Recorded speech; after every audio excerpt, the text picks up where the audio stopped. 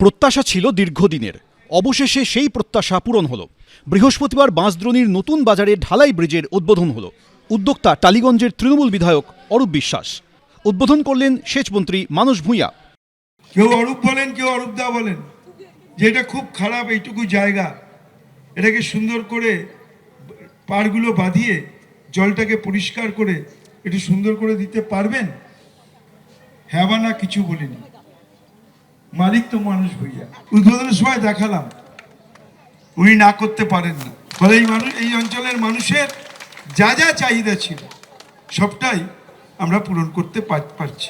অনেকেই তো কথা শুনেন, এরকম বলেন দেখছি কি করা যায় ভাবছি, অরূপ বলে হয়ে গেল তুমি যাও। এই খালটাকে আগে ড্রেজ করতে হবে, it should be এক্সকাভেটেড।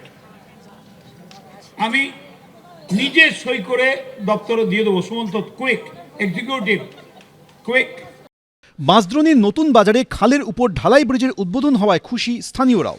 Parthapratim Ghosh, ABP আনন্দ, কলকাতা। কে কার হাত ধরবে, কার সঙ্গে জোট বাঁধবে? বিধানসভা ভোটের আগে রাজ্য রাজনীতিতে চলছে নানা জল্পনা। এর মধ্যে চমকপ্রদভাবে বুধবার রাতে নিউটাউনের ওয়েস্টিন হোটেলে গিয়ে সাসপেন্ডেড তৃণমূল নেতা এবং জনতা উন্নয়ন পার্টির চেয়ারম্যান হুমায়ুন কবিরের সঙ্গে বৈঠক করেন সিপিএমের রাজ্য সম্পাদক মোহাম্মদ সেলিম। সম্প্রতি মুর্শিদাবাদে বাবরি মসজিদের শিলান্যাস করেন হুমায়ুন কবির। তারপর ঘোষণা করেন নিজের নতুন দল জনতা উন্নয়ন পার্টি। হুমায়ুন কবিরের সঙ্গে মোহাম্মদ সেলিমের বৈঠকের পরই প্রশ্ন উঠতে শুরু করেছে, তাহলে জোট কি পাকা? 21-এ আইএসএফের হাত ধরা সিপিএম এবার হুমায়ুন কবিরের সঙ্গেও জোট করবে? মোহাম্মদ সেলিম এখনই শিলমোহর দিতে না চাইলেও হুমায়ুন কবিরের গলায় কিন্তু অন্য সুর। কথা বলা মানেই সব নয়। অনেক সময় বিয়ে বাড়িতে কারোর সঙ্গে দেখা হয়, কেউ কেউ সেলফি তুলে নেয়, তার মানে কিন্তু প্রেম করছে না, তার মানে বিয়ে করছে না। কোনো পাগলেরও মনে করে বোধহয় যেই সেলফি তুললো বোধহয় আমার প্রেমে পড়ে গেছে।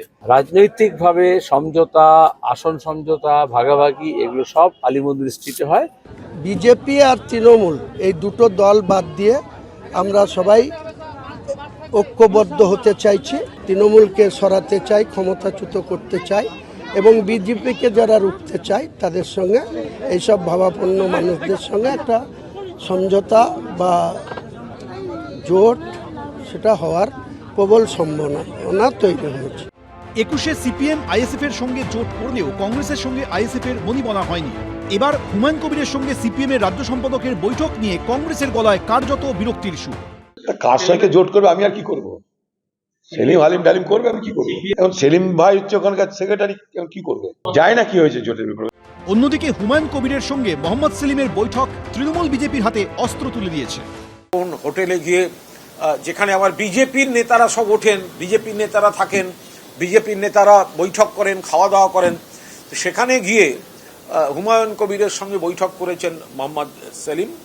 তো মোহাম্মদ সেলিমের আচরণ রাজনৈতিক দেউলিয়া ভিক্ষাপাত্র হাতে এখন হোটেলে হোটেলে ঘুরে বেড়াবার সংস্কৃতিতে গিয়ে সিপিএম দাঁড়িয়েছে।